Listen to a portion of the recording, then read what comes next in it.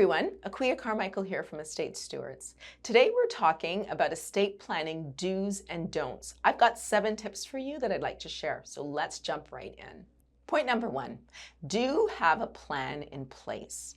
So I believe that every person 18 or older should have a will and powers of attorney at a minimum. If you don't have a will and powers of attorney in place, you give up the opportunity to choose those who will be involved in helping you implement your plan, and also you give up the opportunity to determine who your beneficiaries will be.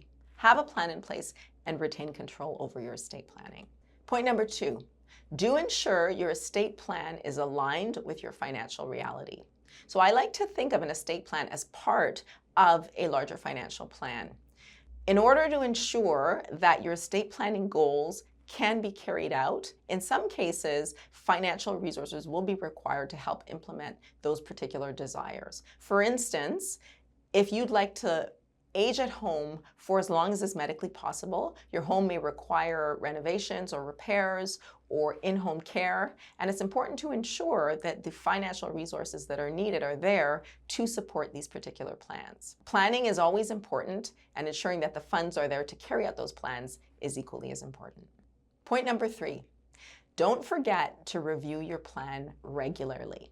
So generally speaking, an estate plan should be reviewed every 3 to 5 years. However, with major life events like a new marriage, a divorce or separation, the death of a loved one or an executor, or a significant increase or decrease in your financial situation, wills and powers of attorney should be reviewed as soon as possible and the required changes made.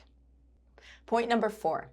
Don't forget to plan for special needs beneficiaries. So a special needs beneficiary is an individual that is dependent on you for financial and/or other reasons. Minor children, aging parents, an adult child who's unable to work and provide for themselves financially all fall into the category of special needs beneficiaries. Ensuring that in the event of your incapacity or death, it's important to ensure that those special needs beneficiaries are well taken care of. The use of trusts is a tool, a planning tool that is often employed to ensure that our special needs beneficiaries are taken care of. Point number 5, do a regular review of beneficiary designations on registered accounts and insurance policies. So estate planning is not just about having a will and powers of attorney in place, but it's also reviewing beneficiary designations on registered accounts like your RSP or RIF or TFSA, and also on insurance policies. Things happen in life. You may go through a divorce or separation, or the individuals that you've named on a TFSA or an RSP may change for various reasons.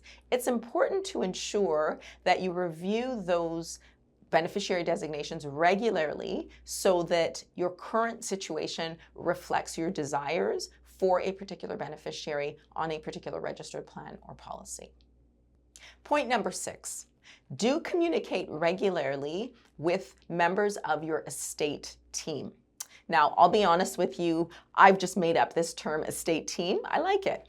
It really encompasses those individuals that are going to be responsible for helping you implement your estate planning goals. So your executor, the person that you've named in your will, the people that are named to assist you under your powers of attorney. If you have minor children, the guardians and custodians, so the individuals that will be taking care of your children, are part of that team. And also if there are trusts in place, the person who's going to be acting as a trustee would be part of that estate team. It's important to communicate with them regularly to ensure that they are still aware of their duties and responsibilities and are able to carry out whatever their role is in your estate plan, and also to provide them with information, including important financial documents, insurance policies, copies of your will and powers of attorney, and other estate planning documents, just so that they're aware of those documents and where they are and have access to them at the required time.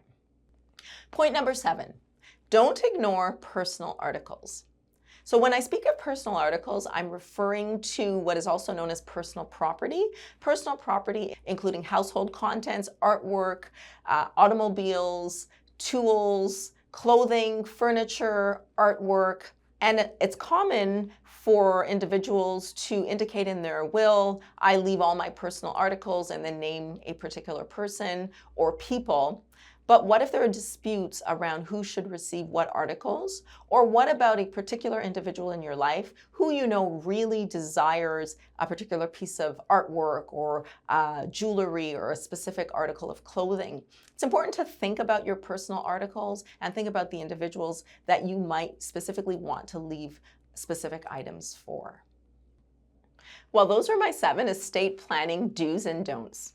I trust they've been informative and will help you as you continue on your estate planning journey.